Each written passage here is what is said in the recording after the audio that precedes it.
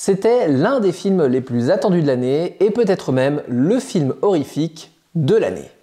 Nosferatu de Robert Eggers, réalisateur de The Witch et The Lighthouse. Si vous n'avez pas vu ces films, regardez-les. Pour le résumé de l'histoire, je vous le passe, je l'ai déjà fait dans l'une de mes premières vidéos. Ici, c'est la même histoire, la réadaptation de Nosferatu de Murnau, qui lui-même est une adaptation non officielle de Dracula de Bram Stoker. Nous sommes donc emportés dans ce conte horrifique où la caméra est lourde. Régulièrement, les personnages sont tétanisés et la caméra va glisser lentement pour nous dévoiler un élément effrayant qui se trouvait hors champ. L'image est sombre, l'ambiance est pesante. Les plans de caméra, ils sont magnifiques. Que ce soit les plans intérieurs ou extérieurs, on a affaire à des tableaux. L'hommage à l'expressionnisme allemand, il est là.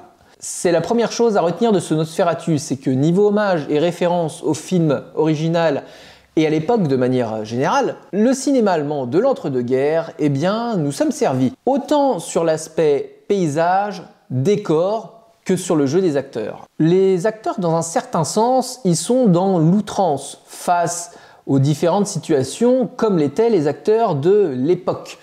Le cinéma étant muet, le jeu d'acteur était très théâtral. Donc je pense que Robert Eggers, dans sa direction d'acteur, a demandé au casting de volontairement pousser l'interprétation pour que les émotions ressemblent à celles retranscrites par le film de Murnau. Au niveau des couleurs également, elles sont très froides, très sombres. Lorsque Thomas Hutter se rend au château du comte Orlok, on voit pas grand chose, seules quelques bougies éclairent par-ci par-là, des pièces immenses qui sont traversées par le personnage incarné par Nicolas Hoult. On est même parfois dans le noir et blanc sur certains passages concernant le vampire. J'ai trouvé ça honnêtement très beau. Et puis, tout un jeu avec les ombres, deviner les formes de Orlok, son ombre qui se déplace, qui apparaît dans la nuit, sur des murs, sur des rideaux, via l'éclairage, le plan avec sa main qui petit à petit recouvre la ville atteinte par la peste.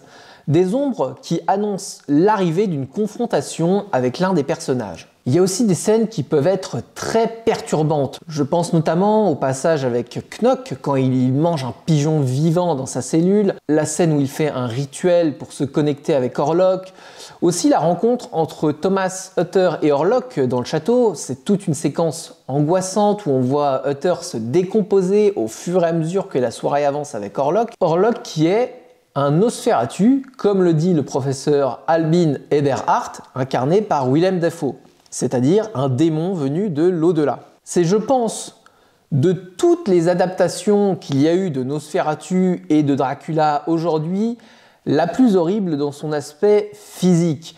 Le Nosferatu, il est terrifiant, il est perturbant et en même temps il porte quelque chose de fascinant. On nous laisse deviner ses apparitions, elles sont suggérées, et il y a beaucoup de non-dits. Il y a un passage avec les croyances locales des villageois autour du château qui plantent des pieux dans les cadavres de leur cimetière. On comprend qu'il y a un genre de folklore, pas énormément développé, mais qu'on nous laisse imaginer. On se doute qu'il y a eu des attaques du Nosferatu qui a besoin de sang pour se nourrir, et il y a donc ce côté psychose qui nous aide à se représenter toute la monstruosité du vampire. Et en même temps, on voit qu'il a un tel pouvoir d'attractivité, capable d'envoûter en se glissant dans les pensées de Thomas, de Helen, de Knock, chaque fois de manière complètement différente. Il y a un lien charnel qui le lie avec Helen Hutter, c'est là tout le fil rouge du film d'ailleurs. Si vous connaissez l'histoire, vous savez déjà quelle est la clé pour vaincre Orlok. Lily Rose Depp, qui incarne Helen, c'est de ce que j'ai vu son premier grand rôle au cinéma.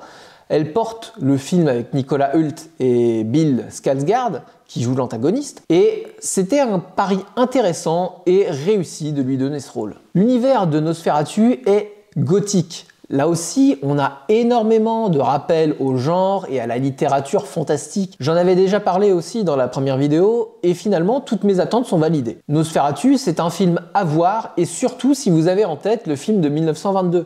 C'est un film qui prend son temps, qui installe une ambiance, et je pense qu'en 2024, on n'a pas eu énormément de films de ce style dans le genre horreur. Il y a The Substance, qui est sorti il y a 2 mois, mais j'ai pas encore eu le temps de le voir, mais sinon, pour le reste, je crois que c'était pas très fou. En attendant, on se retrouve prochainement pour une autre vidéo en lien avec l'HCP3 que j'ai sorti la semaine dernière, qui rentrera plus en détail dans l'un des films cubains les plus importants de l'ICAIC.